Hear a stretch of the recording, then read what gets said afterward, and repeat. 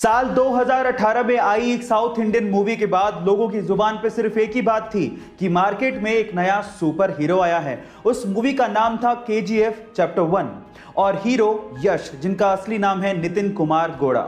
Guys, यश KGF chapter 1 के बाद रातों रात सुपरस्टार बन गए, लेकिन उनकी लाइफ का एक ऐसा पहलू है जिसे जानने के बाद आप लोगों को बहुत प्राउड फील होगा। जी हां गाइस, यश के पिताजी रोडवेज बसों में बस ड्राइवर हैं और यश का इतना नाम होने के बावजूद भी आज भी उनके पिताजी बस चलाते हैं। उनका यह कहना है कि इसी काम की वजह से यश इतने बड़े सुपरस्टार बने हैं। गाइस, उनके पिताजी का जमीन से जुड़ा होना कहीं ना कहीं यश की स्टारडम का कारण भी है।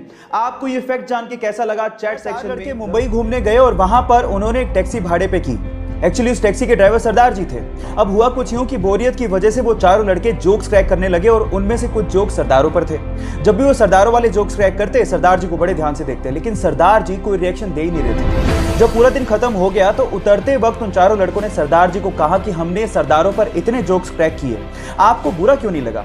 तो उन्होंने तब भी कोई जवाब नहीं दिया और 100 रुपए देते हुए कहा कि अगर तुम्हें पूरी मुंबई में कोई सरदार भिखारी मिल जाए तो उसे मेरी तरफ से 100 रुपए दान कर देना।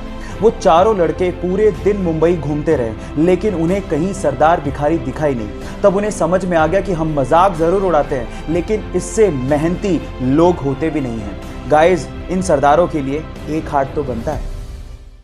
हाँ, एक और कोरोना वायरस पूरी दुनिया के 32 से ज्यादा देशों में अपने पैर पसार चुका है। वहीं पूरी दुनिया के शीर्ष नेताओं से लेके शाही परिवार तक हमारी भारतीय संस्कृति को फॉलो कर रहे हैं। वो हैंडशेक की बजाय नमस्ते कर रहे हैं। पूरी दुनिया में भारतीय संस्कृति की तारीफ हो रही है। इसमें अमेरिका के राष्ट्रपति, फ्रांस के राष्ट्रपति, इजराइल के प्रधानमंत्री, जर्मनी की चांसलर से लेके ब्रिटेन का शाही परिवार शामिल है और सबका यही कहना है कि अगर हमें कोरोना वायरस से जंग जीतनी है तो इसमें भारत का नमस्ते एक बहुत बड़ा हथियार साबित हो सकता है। हमें गर्व है अपने भारतीय होने पर और भारतीय संस्कृति पर, तो इसीलिए कोरोना।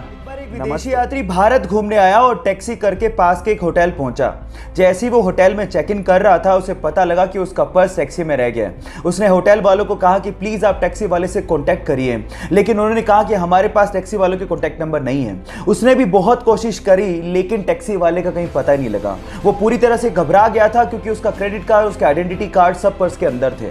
लेकिन 2 घंटे बाद वो टैक्सी वाला आया और उसने उस विदेशी यात्री को उसका पर्स थमा दिया।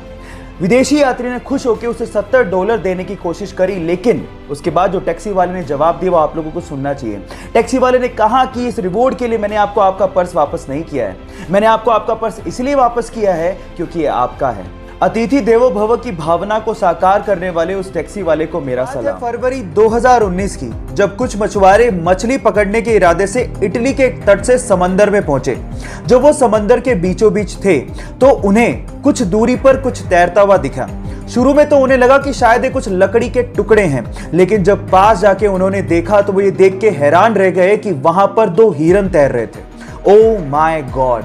अब ये हिरन समंदर के बीचों बीच कैसे पहुंचे, ये आज तक एक रहस्य है।